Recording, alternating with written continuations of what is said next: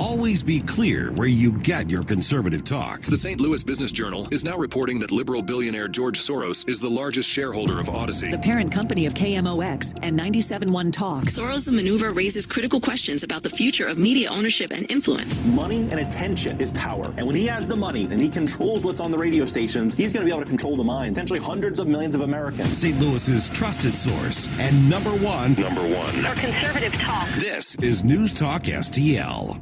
Okay, I don't think I've started a segment off like this before. He thinks we're wrong. We think he's wrong. Fair enough, right? I'm right. Yeah. So part of the fun here is let's see if there's anything we can agree on. We'll get to that here in about 30 seconds. Dan Schaefer is running for state representative in the 97th district, which is going to be Jeff County, Jeffco, and part of that's not part of Franklin. That's just all Jeff County, right? All Jeff. Well, not all Jeff County, just northern. I mean, part but of it's Jeff County. all in Jefferson County. It's all in Jefferson that's County, what I meant to say. right, Yeah.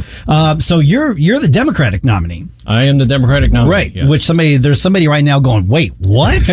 Yeah. So County, you're here, right? Yeah. So part of the fun here is let's see if there's anything we agree on. Yeah. Well, it's raining outside. It is raining outside. That's true. We're done, man. And the Cardinals are out of the playoffs. Yeah. Well, okay. No, sorry. Maybe we can see if we agree. Okay, should they throw Ollie under the bus or should they throw the front office under the bus? That's the I say throw the front office under the bus. That's my personal opinion on that. Hot take on that. All right, but in case people want to play along at home, your website is dan4mo.com. Okay. That's correct. So that's basically where I'm just going to start pulling the questions off your website here. You're going to have questions? No, I'm going to have questions here. And if you have any, you can shoot them to us on social media. Gabe is watching Facebook. Stell's watching Facebook or YouTube. I've got Rumble and up Twitter. and running. Oh, Twitter. Yeah, I forgot about Twitter as well. All right. Let's see here. Obviously, Amendment 3 is on the ballot here, so abortion is a big one. Democrats, the left, really look at abortion as a winning issue in this election cycle. Missouri has arguably the most pro-life laws in the state. You obviously disagree. Why? Well, to me, it's a matter of women's rights. I think that's where we're heading with this thing. Because if you look at, I don't want to talk really about abortion because honestly, personally, I don't support abortion, but I support a woman's right to choose. It's not my business to get inside the doctor's office and tell the doctor or the patient what they can do. We don't need a suit from Jefferson City, some old man in a suit from Jefferson City getting into the doctor's office and telling women, what their options are, what they can and cannot do. So that's where I start, And I've been asked by Abortion Action Missouri, AAM, to talk about abortion itself. And I really don't want to do that because to me, it's not what I'm promoting. What I'm promoting is women's rights. It's not stopping at abortion. It's going on. You listen to the verbiage coming out of our leaders these days. Starting with Trump and Vance, you get this impression that women they have a certain role in our society, and it's not the role that they're fulfilling at this point. It's a role that's going back a century. So, at what point does the life in question inside the woman have rights, his or herself? We don't know. And I don't think anybody can prove it one way or the other. You can't prove it on a religious basis. You can't prove it on a scientific basis. We just don't know. But I think what happens here is the government has to find a way to trust its citizens. We need to find trust in our citizens to make the right decision for themselves. And I've met people on both sides of the issue. I met this one woman. I was out knocking on doors quite a few weeks ago, and she had been the victim of sexual molestation. She was raped. And she had such a profound belief in life that she decided to have that baby, and she had it adopted. And I said, "Good for you. I think that's a really good thing." But she gave it up for adoption. But then, I can also ask the question. I didn't at the time because I thought, she's opening up to me more than probably she should have. But whose decision was it to put that baby up for adoption? It was just her decision. It wasn't the father's decision. No matter how the child was conceived, you could always make the argument, well, the father should have had some say in it as well. And I think that gets obnoxious. I think we get ourselves wrapped around the axle here. So, I would just say, leave it up to the woman. It's her body. She does with it whatever she wants. If she gets violated, she can make the decision what she wants to do. And the government needs to respect that decision. And I think when we get to a point where the government doesn't respect the decision of its citizens, we're getting into like an authoritarian type of environment. Now that's an interesting segue here. I mean, we could probably argue about the abortion thing forever. We just totally disagree. We're not going to agree on that. We're not going to agree. No. And I think science disagrees with you as well. Yeah, I mean, and religion. Yeah. I wouldn't agree with that. Yeah. But one thing I saw on your website, and I was like, oh wow, it's like I actually agree with this. It's the opening paragraph about your government by consent, right? That we live in a country where the government is supposed to work for we the people, Correct. And the idea that the government needs our approval to make decisions has been around for nearly 1,000 years and is a key part of what the Declaration of Independence is all about. I absolutely agree with everything that's said there, and then the next paragraph concludes with the government, they should be protecting our rights, not taking them away. I agree with that. Now I guess the problem is our definitions of terms. It's like what counts as a right, what and the idea of the government taking power, well, how does the government in your view take power as opposed to my view? Because from my perspective, when the government reaches into my pocket, they're taking power from me. When they reach into your pocket for what? Taxes? Oh yeah, for anything. Well, so when you use the roads and you educate your kids at public school and you fly in an airplane that is being guided by the FAA, you go in the air right here at STL, guided by rules and regulations by the FCC so that you don't get overridden by other radio stations. That's something you don't feel you should have to pay for? It's funny because the question always goes to the essentials that everybody agrees on. I don't know any Republican, I don't know any conservative who says we'll get to the public school thing that we shouldn't pay for. Yeah, well, I mean, there's public schools. That's a whole different story. But that we shouldn't pay for just public accommodations and things like that. The questions usually surround the redistributive aspects of government, where there are certain people, the government is picking winners and losers, and they're reaching in my pocket to do it. Yeah, I mean, roads are paid for by gas taxes. That's basically a user. It's a user tax, user fee, which is fine. I guess. Well, I mean, you understand that it takes money to run the government, though, right? So I guess it's a question of degrees. How are they reaching into your pocket? How much are they taking out of your pocket, and what are they doing with that money? Okay, well let's look at a particular issue. Is what we've seen with illegal immigration, right? There are a number of illegal immigrants who are receiving funds or receiving compensation basically from the government to subsidize their lives in the United States. Well, and they're using tax money to do that because that's the only money government ever gets. So why should I fund somebody who shouldn't be here in the first place? I agree with you. I mean, illegal immigration is something that we need to work on, and this is actually a big problem. But you got to go back to Congress, the U.S. Congress, about this, because right now, when someone sets foot in this nation, they get 14th Amendment protections, equal protection under the law, and we can change that. We have a Supreme Court that I think would be inclined to change it if it's ever brought up. We can enforce tighter border security. But, we've gone down that path before, right? We've gone down that path with the border security bill, and that was shot down, right? But it brought a lot of the things that people want, including yours truly. I think we should have tighter border security. I think we should have, we should have a faster way of judging individuals coming into this nation that will take our public services. I agree with you 100% on that. So but the thing is, we have to make a decision one way or another, and you're not always going to agree on on how the government spends their money. But if you don't agree, you have a way of getting on the air. You can talk about it. You can talk to your representative about it. I can't do too much about it as a state rep, but this is more of a national thing. But I mean, this is the way we roll, right? This is the way democracy rolls. You're not always going to agree with everything. So you have a grievance, bring it up. Talk to your representative. Okay. I mean, I know. Is that answering your question, or is not really? But okay. Oh, okay. Move on. We're going to go a couple minutes over just to let you know. Still, so the boss gets mad. Come to me. All right, you brought up education just a second ago. Sure. Looking at again, the website is dan4mo.com. On there, one of the things that are many in our audience are very passionate about is education freedom, school choice. Yeah, you're not on board with that, according based on what I'm reading. No. Why not? Why should a public government school have a monopoly on education? Essentially, it's not a monopoly. Sure, it is. It's public. How is it a monopoly? Because only the wealthy can afford then to take their children somewhere and educate them the way that they see fit. Otherwise, you're basically directing children into one government system, and you don't really have a choice. It's not a monopoly, though, is it? Because the thing is, you have a voice in your local government, in your local school board. You can elect your school board. You can run for school board yourself. I mean, it doesn't get more democratic than that. So, if you have a problem with your school board, the same answer I had with Gabe, a similar answer actually. If you have a problem with it, run for your school board. Here's where I disagree. This is why I think these are interesting conversations. A parent, and of course, a lot of times right now, it's going to be conservative parents, going to be Christian, or it's going to be a conservative theologically faith, or even just someone who just lives conservatively. They say, I don't like what your schools are teaching. Sure. There's no question the school districts are not unbiased. You look at the teachers' unions, you look at the materials in the school, the libraries. They say, I don't want to rear my children with those values.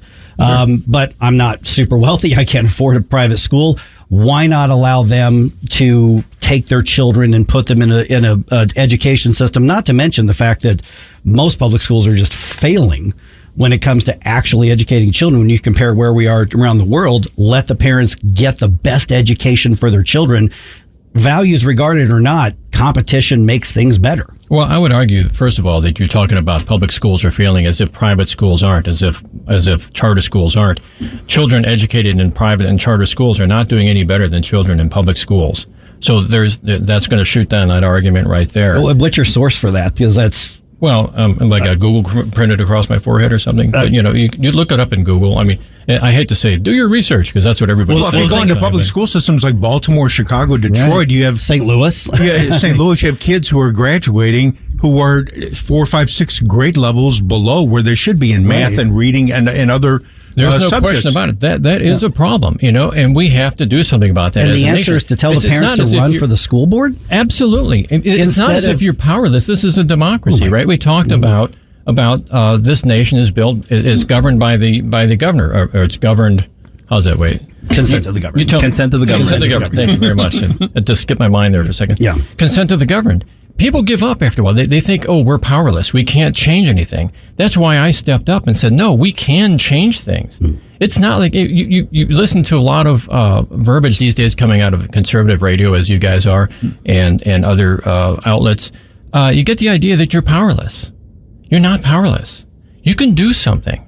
I'm doing something. I'm stepping up and trying to do something about this. Yes, we have problems. We have to fix issues. We have problems with immigration. We have problems with education. We have problems with women's rights. This is a democracy. We have to step up and do something. Don't just say, I can't do anything about this. Why can't I just take my kids to a school the school of my choice? I guarantee you, no matter what school you put your kid in, they're going to be teaching something you don't want your kid to learn. And the only option in that case there is just to homeschool your kids.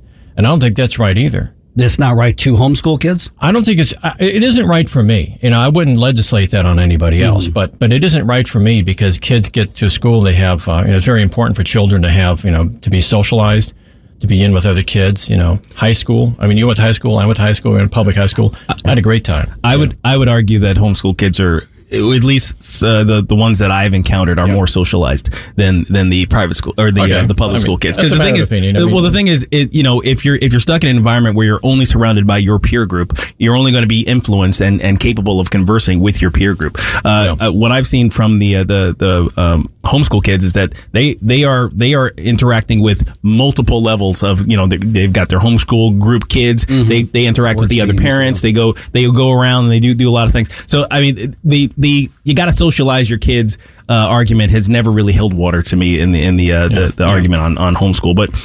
There's a difference. To the grand scheme of things though, is you kind of threw out the idea of public school being a monopoly, but no, I said that. Or, he threw out the idea. He threw out the idea that you threw it out and I threw it out. Yeah, exactly. We agree on that. Again, the terms and definitions. Terms and definitions. Yeah, exactly. But having grown up in the hood in New York, we were stuck. There was, my dad, a preacher in New York, isn't going to run for the school board. He's a little busy trying to raise all 8 kids, right? So, he's going to vote. He does what he can. But the thing is, that does create powerlessness. If you have no choices, that is powerlessness, right? So the suggestion here from our side is, well, why don't we expand the powers of the individual by giving them the choice to go to public school, private school, or homeschool by providing that public funding? Because here's what I'm afraid of. We're going to go back 200 years here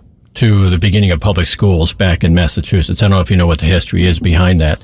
But one of the issues that was discovered back then was that kids were, if they were getting educated at all, they were getting educated on different topics and different levels. And so when they so-called graduated or went out into society, they had a difference of a vast difference in their knowledge base.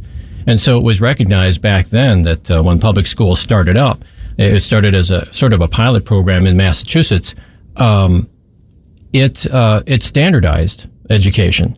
And it was such a great idea that it spread across the what was then the United States and just kept spreading across it. Now, look what we have today. We have an education system. Up until recently, I agree, we've had problems recently. But up until recently, we've had an outstanding public education system in this nation. Think of all the innovative things we've had. Think of all the entrepreneurs we've had over the years, all the great inventions that we've made in this country. A vast majority of inventions in the whole world were created here by an educated base. Not only an educated base that created these items, but they were able to market them and distribute them and make profit from them. I mean, everything from the light bulb and the telegraph on forward. So that's what public education has done for us. But it wasn't dominated by the public education system all the way through. You had plenty of folks who went to private schools. I mean, for folks in the 1800s and the 1900s, a lot of the public schools were set up as faith-based schools where they actually had Bibles and they actually taught religion, quote unquote, faith-based Jesus Christ type of religion.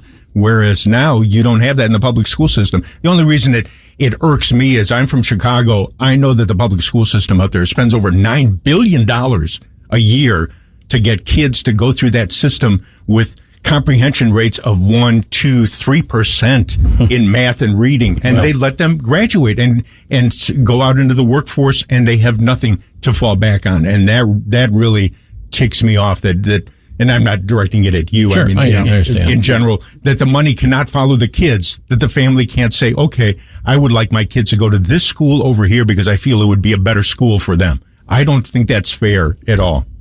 Are we protecting the system, or are we going to give the kids immediate access to at least choices?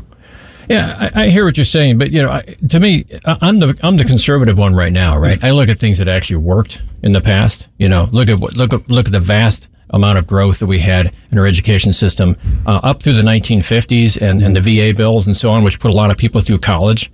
I mean, these are things this is the success of our nation. Yes, you can get a good education in private school. I'm not saying that you can't. If you want to go to private school, you can go to private school. But for everybody else, and you got people, let's say in the rural areas here, we have some rural areas right here in Jefferson County, and actually in my district, they don't have a choice. They don't have a school that they can go to. They don't have a bus that picks them up and takes them off to a private school.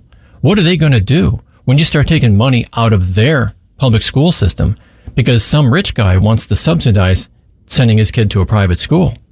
I don't think that's fair. What I will say is that if we are going to have a conservative view of things and look, I mean, because you kind of threw out that you're conservative here, and look at outcomes, the modern outcome for what happens in places where they increase school choice is that both the public and the private school outcomes improve over what the previous system was doing. So I don't think your argument holds water. I would have to look regard. that up to make sure that's correct. It's good competition for public schools. Right. Okay. Are you on social media, Dan? People want to follow you, connect with you. We can give the website out again real quick. Yeah, the website has some social media tags to it. I'm up on, what's that? Facebook, yes. And what's that one? I'm kind of on Twitter. I'm actually not on Twitter under my name, You're but also not missing a lot. TikTok videos. Yeah, Okay, TikTok. What's the TikTok handle? Something. It's you're gonna have to go to it on the website there. I forgot what it was. Something like Dan Schaefer 2452 or something. Look it up on the website. Yeah, you'll have a little knob. Or and then the on website once again, Dan4mo.com. All right, not a lot of your folks on this side of the aisle would have come into the Lions Den here, so I appreciate that. I've gone to several of your events out there. In fact, I'm going to go to the VP debate over in Johnny's Hideout. Yeah, actually in my district out there, and I'm going to go out there. I think Chris Harps and Tim Jones are going to be out there. Yes. They're met those guys before. They're great. I really like them. They get my name wrong all the time. Do they? Calling me George Schaefer. Where's that come from? Come on, the guy's got it written down right in front of you. All right, Dan. Appreciate you being in. Thank you very much. Thanks. Appreciate it. For podcast articles and more, find us on NewsTalkSTL.com.